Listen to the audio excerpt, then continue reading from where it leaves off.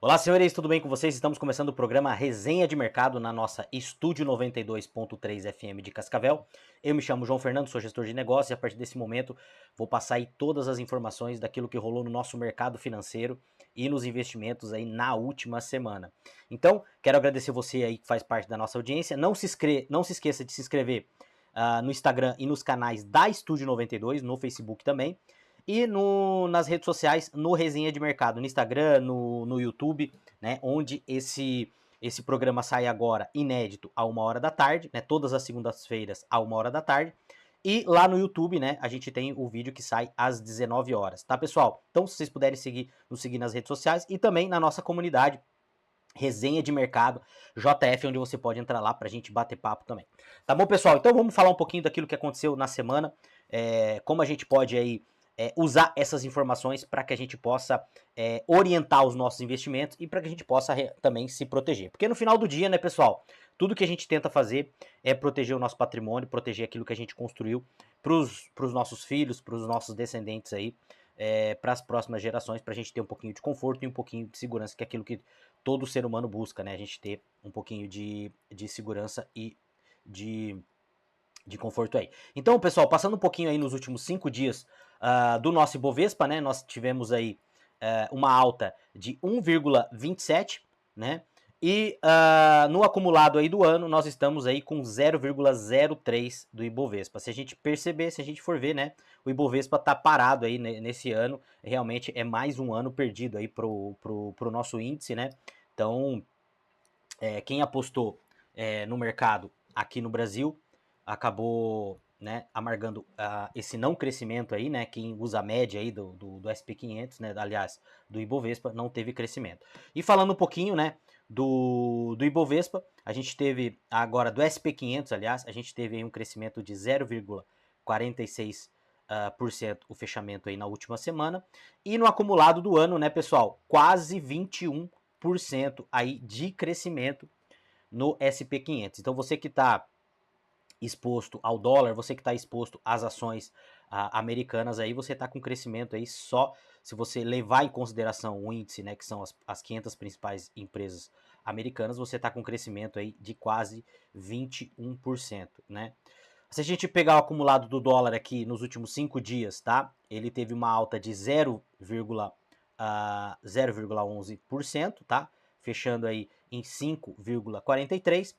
E no ano aí nós temos quase 12% de crescimento, né? De elevação do dólar aí em relação ao real.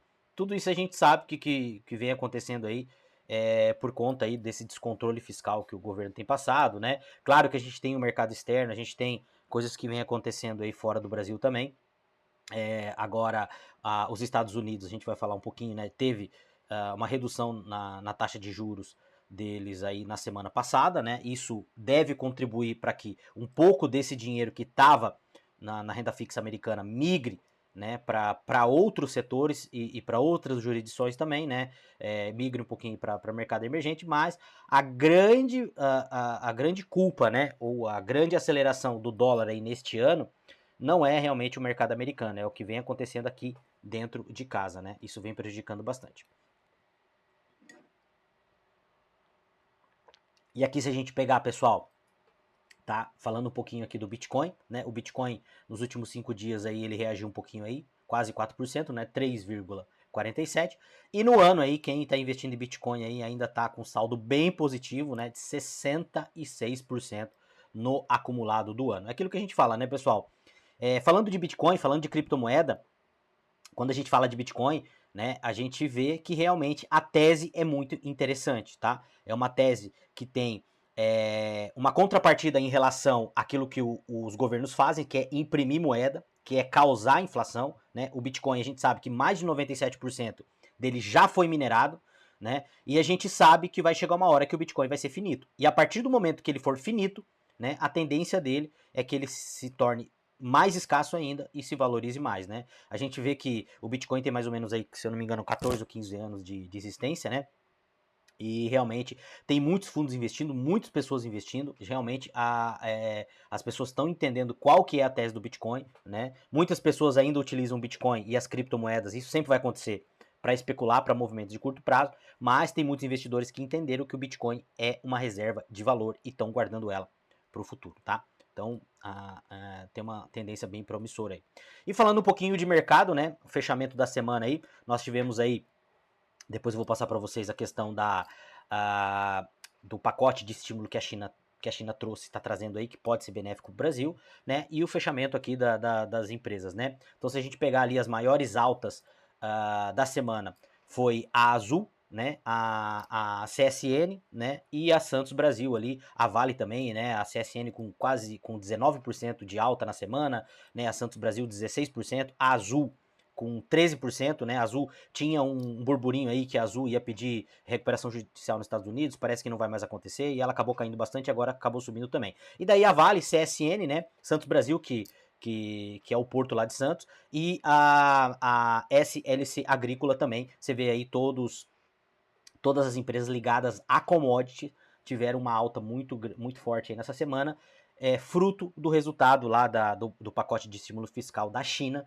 que a gente vai ver daqui a pouquinho, nós vamos comentar um pouquinho mais. E as maiores baixas aqui, né, a Hapvida, né, a própria B3, né, a gente tem aí a Vibra também, né, a JBS também, uma queda, e Fleury também com uma queda, né, a Raia Drogasil também com queda, né, então tivemos aí algumas empresas aí com uma queda aí de 7, 6, mas a semana foi mais positiva aí para as empresas da B3. Tá bom, pessoal? E agora falando um pouquinho aqui, o que está causando essa alta aí, né, ou essa vontade aí do mercado de subir. Pessoal, o que aconteceu? A gente fala bastante de China aqui, né?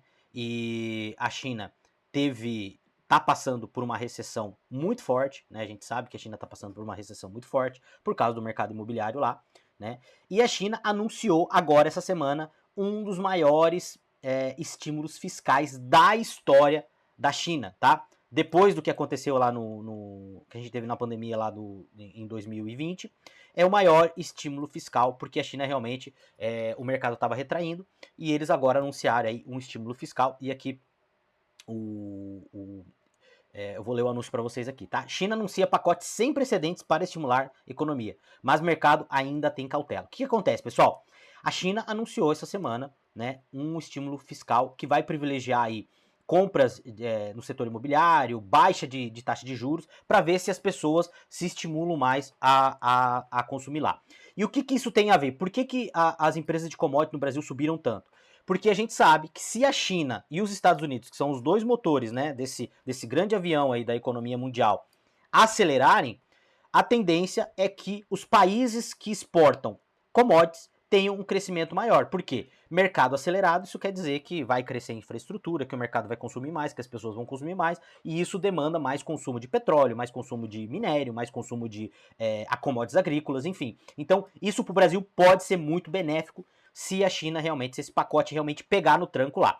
Qual que é a dificuldade? A dificuldade é de que as pessoas lá na China estão muito endividadas, né? As pessoas estão muitas não acreditam nesse pacote de estímulo, e pode ser que esse pacote não tenha muito resultado. Por quê? Porque para esse pacote ter resultado, as pessoas precisam se sentirem estimuladas a consumir. Geralmente isso dá resultado. E se der resultado, isso é muito bom pro Brasil, tá? Banco Central Chinês anunciou nessa terça-feira, dia 24, um pacote de medidas sem precedentes desde o fim da Covid-19, para fomentar consumo e apoiar mercado imobiliário, na esperança de vigorar o setor para que passa por dificuldade desde a pandemia, tá? A China também reduzirá a taxa de juro de empréstimos hipotecários existentes no setor imobiliário. Anunciou uma medida que deverá beneficiar 50 milhões de famílias, mais ou menos 150 milhões de pessoas. A queda das taxas imobiliárias deverá ajudar a estimular o consumo de investimentos, tá? O setor de habitação e construção representa há muito tempo mais de um quarto do PIB chinês, mas desde 2020 tem sofrido com um aperto por parte de Pequim das condições de acesso de crédito para promotores imobiliários, o que levou alguns, como Evergrande, né, e Country que são duas grandes empreiteiras lá, à beira da falência, enquanto a queda dos preços faz com que os chineses não queiram investir em imóveis. Então, a China estava passando por essa dificuldade, eles vão fazer esse pacote de estímulo, estimular fiscalmente. a tendência é que as pessoas possam consumir mais, e isso já está refletindo aqui no Brasil, né? As ações das empresas de commodity aí tendem a subir bastante, tá bom, pessoal? E aqui, né, na contramão disso aí, pessoal, disso que vem acontecendo aí, que a gente viu que aconteceu aí semana passada, né, dessa baixa da taxa de juros americanas, qual que é a ideia do mercado? A ideia é o seguinte, que quando os Estados Unidos baixam a taxa de juros dele, o dinheiro que está lá, né, aquele dinheiro, né, aquela teoria do milkshake que os Estados Unidos começa a drenar todo o dólar para lá, para as pessoas investirem lá, porque lá é muito, muito mais seguro e a taxa de juros lá está mais alta. Quando a taxa de juros começa a cair lá, eu já falei isso no outro programa, começa a ficar desinteressante investir nos Estados Unidos. Esse dinheiro que está na renda fixa americana, ele tende a migrar para as ações e tende a migrar para mercados emergentes. Um desses mercados emergentes é o Brasil, né? Que deveria migrar. Brasil, Índia, o próprio México, né? Enfim, esses mercados que têm uma diferença, né, de taxa de juros maior do que os Estados Unidos. Só que tem algumas preocupações, porque a gente não sabe se esse dinheiro vai migrar para o Brasil por causa de toda a insegurança fiscal que a gente está passando, por toda a insegurança jurídica que a gente está passando. E aqui uma matéria da XP, né?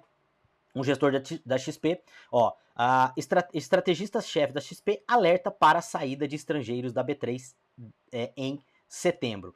Mês já registra 2,2 bilhões de reais de fluxo de saída. A entrada de investimentos em julho e agosto foi responsável pela recente rally da bolsa. O que acontece aqui, pessoal? Acontece o seguinte, os agentes da XP, né, o mercado, ele está muito reticente em relação ao Brasil. Por quê? Porque, eu já falei para vocês, a gente está passando por esse momento aí não tão flat, né, fiscal, e não tão flat aí da insegurança jurídica, né? Então aqui, desde o início do ano, a bolsa vinha sofrendo com fluxo mensais negativos de investimentos estrangeiros na B3. O ápice ocorreu no mês de abril, quando foi registrada a saída de 11 bilhões de reais, tá? Se a gente pegar este governo atual, ele ainda está com saldo positivo de 16 bilhões de entrada de fluxo de capital no Brasil. Porém, esse fluxo vem saindo todos os meses. E o que a gente achou? Que quando os Estados Unidos começasse a dar indícios de que iria baixar sua taxa de juros, esse dinheiro sairia de lá e migraria para o Brasil. Só que a gente não está vendo isso na velocidade que a gente achou que ia acontecer. E isso é muito preocupante, porque a gente depende de capital estrangeiro aqui. Isso é um alerta para você também, investidor, se ligar, porque se o investidor americano, se o investidor estrangeiro não está colocando dinheiro no Brasil, não está investindo no Brasil, talvez seja um indicativo de que você também deva tirar o seu investimento aqui do Brasil, tá? Fernando Ferreira, estrategista-chefe da XP, que comanda o programa Morning Call da segunda-feira, mostrou, no entanto, preocupação com o saldo negativo registrado, tanto na primeira como na segunda semana de setembro, no fluxo de investimento estrangeiro da B3. Tivemos mais uma semana de saída de investidores estrangeiros. Está certo que foi uma saída pequena, 500 milhões. Mas na semana anterior já tínhamos saído 1,6 bilhões de investimentos estrangeiros, disse. Em julho, a entrada de investimentos de estrangeiros na B3 chegou a 3,3 bilhões de reais. Em agosto, este número foi de 10 bilhões de reais. Então, o que acontece aqui, pessoal? A gente viu que lá depois de julho começou a ter um rally na bolsa, começou a entrar dinheiro, e uma coisa que a gente tem que entender. Você que é investidor de longo prazo ou que tende a ser investidor de longo prazo. Todos esses movimentos são movimentos especulativos. Todo o dinheiro que está entrando no Brasil agora são movimentos de curto prazo, tá? Quando a gente pensa em investir em longo prazo, a gente tem que dividir as nossas finanças e entra lá na nossa comunidade se você quer entender um pouquinho mais, a gente bate papo lá. O que eu acho, tá? E isso é uma concepção minha, lembrando que não é nenhuma recomendação de compra, de venda ou de manutenção de ativo, é só a minha opinião. Eu acho que a tua exposição tem que ser a exposição média de como é dividido o mercado financeiro mundial. Por exemplo, os Estados Unidos, ele é quase ou mais de 50% do mercado mundial. Então, na minha concepção, mais de 50% do meu patrimônio como investidor tem que estar no maior mercado, que é o mercado americano. E no Brasil a gente tem que ter também, porque a gente mora aqui. A nossa reserva de emergência também tem que estar no mercado brasileiro, porque a gente mora no Brasil. Então, pessoal, é muito importante que vocês entendam isso, você como investidor, né, e você que está querendo investir, é muito importante que você entenda isso, para você saber dividir como que você vai investir. E hoje é muito fácil investir fora do país. É muito fácil você abrir uma conta numa corretora fora do país. E é essencial que você tire um pouco do seu patrimônio do Brasil para que você possa proteger ele. Então veja, o gestor-chefe da XP, ele está demonstrando muita preocupação em relação a esse fluxo que está saindo do Brasil. A gente esperava que entraria mais fluxo no Brasil. E se você pegar alguns programas atrás, você vai ver que eu falei que eu achava que realmente esse fluxo não viria com a força que todo mundo estava esperando de vir aqui para o Brasil. Tanto é que muitos se posicionaram comprando bolsa, achando que esse fluxo viria e a bolsa subiria de novo, e eu não comprei, eu falei que não estava comprando, porque eu acho que, como investidor, tem outros lugares muito mais interessantes para colocar a grana. Tá bom, pessoal? E aqui, né, outra coisa que vem impactando bastante o mercado aí, que tá todo mundo comentando, né, que foi esse boom que aconteceu aí dos beneficiários do Bolsa Família, né? Beneficiários do Bolsa Família gastam 3 bi em bets em agosto, aponta Banco Central. Pessoal, o que aconteceu aqui, pessoal? Os beneficiários do Bolsa Família, né? Eles gastaram nada mais, nada menos do que 3 bilhões de reais, né? Em bets no mês de agosto. O levantamento também mostra que brasileiros gastam só neste mês cerca de 20 bilhões por mês em apostas online. Pessoal, uma coisa muito interessante aqui, que quando a gente fala de investimento, veja bem, eu já vi muitas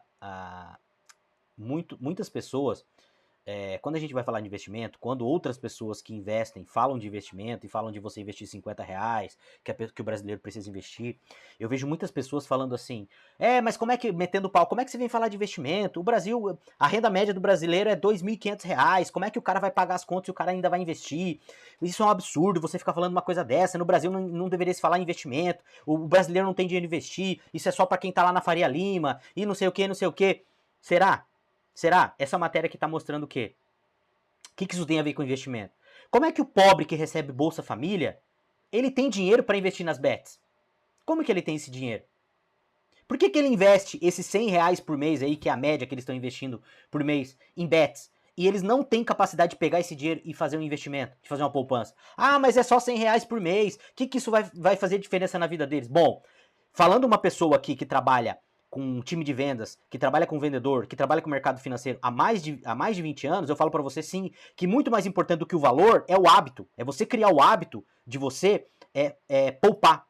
Porque quando o teu resultado como empresário, como qualquer coisa na tua vida, o teu resultado está intimamente ligado aonde está teu foco. E se o teu foco for investir, for aprender, vai chegar uma hora que você vai criar mecanismo para você conseguir ganhar mais. Você vai ter conhecimento para você ganhar mais. O pobre vai sair da pobreza se ele criar um hábito de poupar. No começo, é muito mais importante do que o valor é criar o hábito de poupar. É colocar o foco ali. Porque você que está me escutando, você sabe que aonde está o teu foco, está o teu resultado. Só que o governo, ele não quer saber disso. Né? Ele quer dar migalha. Só que esse povo que não tem dinheiro, 100 reais para investir no mercado, que as pessoas metem o pau lá, como que uma pessoa que fala de investimento pode falar para o brasileiro que ganha 2 mil reais, 2.500 reais por mês, como é que essa pessoa vai investir? Isso é um absurdo. Pois é, quem recebe Bolsa Família ganha menos que isso. E tá gastando lá 100, 200, até 2 mil reais por mês, não sei, arruma dinheiro aonde? Com bets. E aí? Será que o brasileiro não tem 50 reais, 100 reais por mês para investir, para comprar uma cota de fundo imobiliário? Para se educar? Será que não tem? Né? Então, isso é um contrassenso, né, pessoal? Isso é uma coisa que muitas pessoas gostam de falar, para quê? Para manter os outros escravos, né? Olha só que interessante. Análise técnica sobre o mercado de apostas online no Brasil, realizado pelo Banco Central, mostra que beneficiários do Bolsa Família gastaram 3 bilhões de bets somente no mês de agosto, tá? O montante destinado às empresas de apostas corresponde a 20% do total repassado pelo programa no mês, né? Do universo de 20 bilhões dos beneficiários do programa de transferências de renda, 5 milhões fizeram aposta no mês passado. Na média, o valor gasto foi de quase 100 reais. Do total de apostadores, 70% são chefes de família, ou seja, quem de fato recebe o dinheiro transferido pelo governo. O grupo que forma esse 70% enviou 2 bilhões via Pix no mês de agosto. Tá? Embora as apostas sejam realizadas por indivíduos de diferentes faixas etárias, a maioria dos apostadores tem entre 20 e 30 anos. E aqui mostra a matéria que quanto mais velho, maior é o valor aportado nessas bets. Tá? E aqui, em resultados, estão em linha com outros levantamentos que apontam que famílias de baixa renda como as mais prejudicadas pelas atividades de aposta esportiva. É razoável supor que o apelo comercial e o enriquecimento por meio dessas apostas sejam mais atraentes para quem está em situação vulnerável financeira, afirma o Banco Central. O que o Banco Central está mostrando aqui, pessoal? Que são as pessoas que têm menos instrução, que são mais persuadidas por influenciadores para apostar, né? Aí, olha só que legal, esse mesmo governo que quer cuidar dessas pessoas, muitas dessas pessoas, claro, não são a maioria, são contra educação financeira nas escolas. Porque se o brasileiro tivesse educação financeira na escola, esses 100 reais não estaria indo para bets. Esses 100 reais estaria indo para um aporte, uma aposentadoria, para comprar uma casa, para comprar um carro. Estaria indo para esse tipo de investimento. E não, né? E não para bets. Né? E aqui, nós temos aqui, né? O governo está propondo, né? Quer proibir propagandas de apostas esportivas, né? O governo, um senador aí, ele quer proibir, né, as apostas, né? Aí aqui, ó, vou ler um pedaço da matéria para vocês, tá? A matéria do Poder 360, né? Vou ler uma parte aqui para você. Na visão de Randolph, que é um senador, né? A regulamentação dos sites de apostas não é suficiente para proteger a população brasileira dos riscos associados aos vícios em aposta. O senador comparou a situação das bets com a indústria de cigarro, que também é regulamentada, mas é proibida de fazer propaganda e publicidade. Eu não sei se esse senador sabe, ele deve saber, ou se ele esqueceu de comentar ali, mas o cigarro, ele é super regulamentado aqui no Brasil, é proibido fazer propaganda, né? Os impostos são altíssimos, só que no Brasil se vende mais cigarro falsificado, né, cigarro contrabandeado, do que cigarro produzido aqui no país. Por quê? Porque eles criaram toda essa regulamentação. E o que a gente deveria fazer com o povo não é regulamentar as bets, não é proibir as bets fazer propaganda. O que a gente deveria fazer com as pessoas é promover uma educação financeira para as pessoas. Só que muitas pessoas não têm interesse que as pessoas tenham educação financeira, porque, como o próprio presidente já falou, a pessoa, quanto mais instruída ela é, menos ela vota nesse governo. Né? Então, as pessoas, quanto mais instruídas, mais elas andam pelas próprias pernas. E essa matéria, isso está mostrando que sim, que se a pessoa tem 100 reais para investir na Bets, ela poderia pegar esses 100 reais e investir em algum ativo que traria alguma coisa benéfica para elas. Tá bom, pessoal? Se vocês tiverem, se vocês puderem comentar, comentem aí. Comentem aqui embaixo, comenta na nossa transmissão, manda para mim, entra lá no nosso grupo, a gente discutir sobre isso. O que você acha? O governo deve regulamentar as bets? E aí, o governo deve fazer isso ou não deve fazer? O que você acha? Interessante isso, né? Eu, na minha opinião, acho que não tem que regulamentar nada. Tem que regulamentar nada. E você, né, que vive metendo pau aí nos educadores financeiros, falando que é um absurdo você ficar falando de educação financeira num país onde a renda média é de R$ 2.000, R$ 2.500 por família, queria que você respondesse aí, né? Se o cara que recebe Bolsa Família, que tem uma renda menor que essa, tá conseguindo investir em bets, será que ele não conseguiria pegar esses 100 reais aí? Será que o cara que ganha R$ 2.500 não consegue economizar para investir 100 reais por mês? Eu acho. Eu acho que dá, né? Eu acho que dá. E aqui outra matéria, né, pessoal? Previsto antes em 56 bi, CARF rende só 847 milhões ao governo. Já vou explicar o que é isso aqui para você. Pessoal, no começo do ano, quando o governo estava lá falando como que ele ia fechar as contas dele, né? Ele falou, o CARF, ele falou que ele iria arrecadar através do CARF, né, que é o Conselho Administrativo de Recursos Fiscais, que é o órgão lá que determina lá se quando você entra com alguma ação contra o governo em relação a imposto, você ganha ou não, né? Eles falaram que o governo iria arrecadar 56 bilhões de reais no ano com o CARF, com esses ganhos de causa aí, né?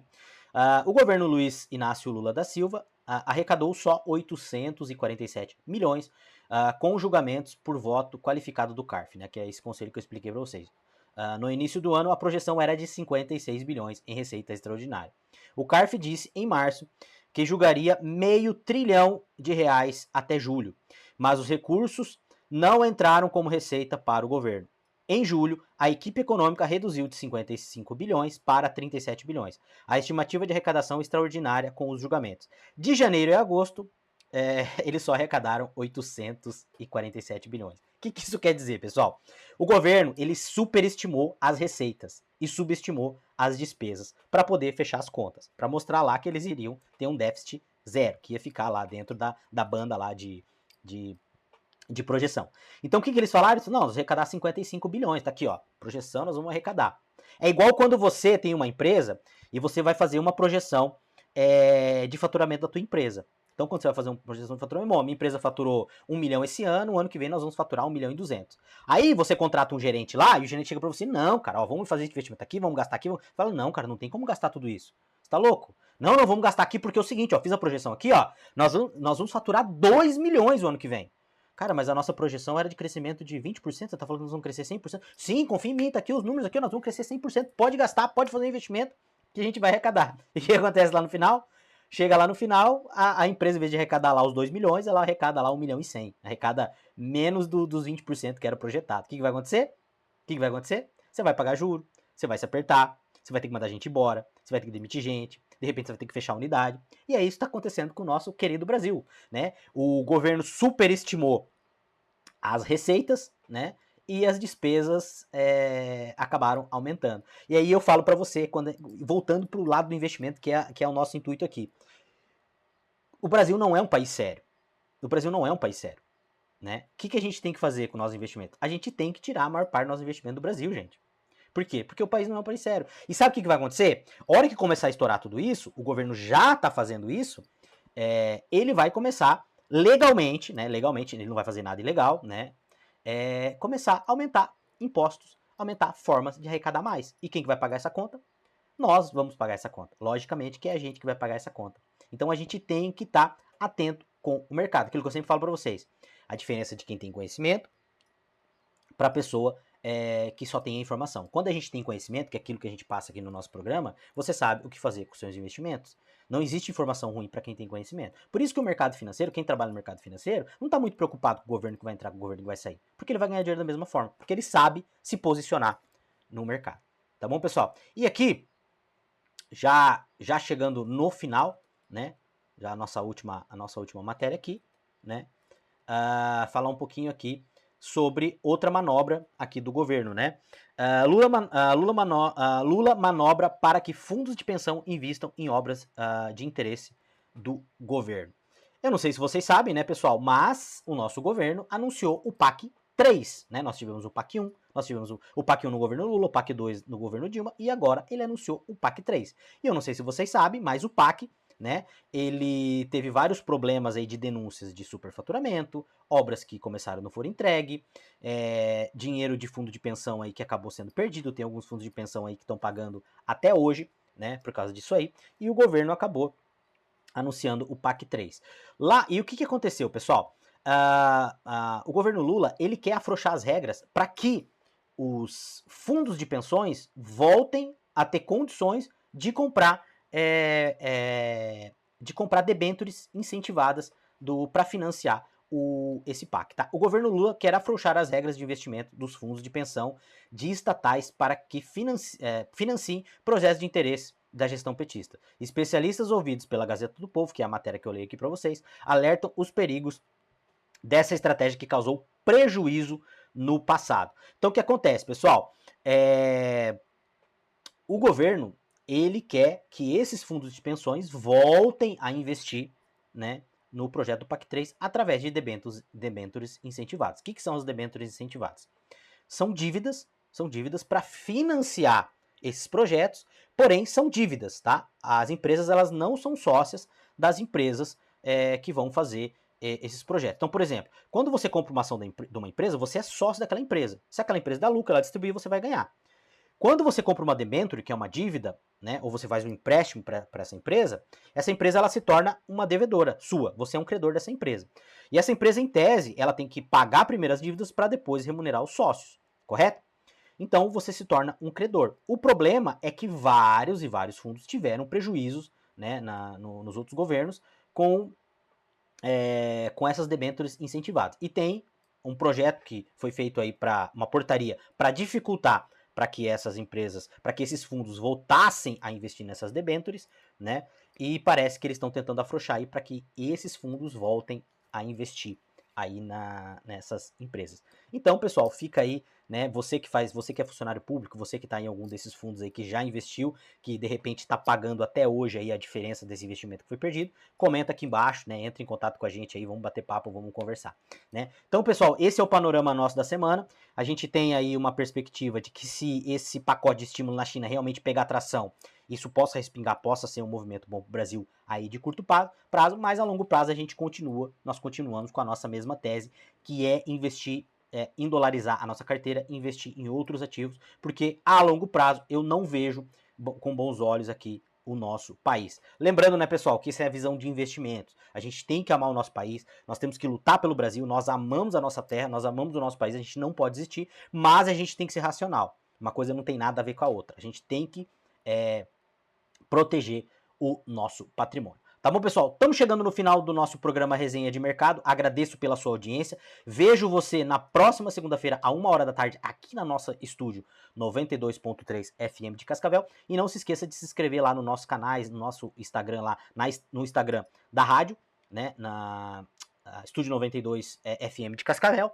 E no nosso Instagram também e no nosso Facebook, Resenha de Mercado JF. Tá bom, pessoal? Um grande abraço, uma semana abençoada para nós e vejo vocês na próxima segunda-feira, a 1h da tarde. Valeu!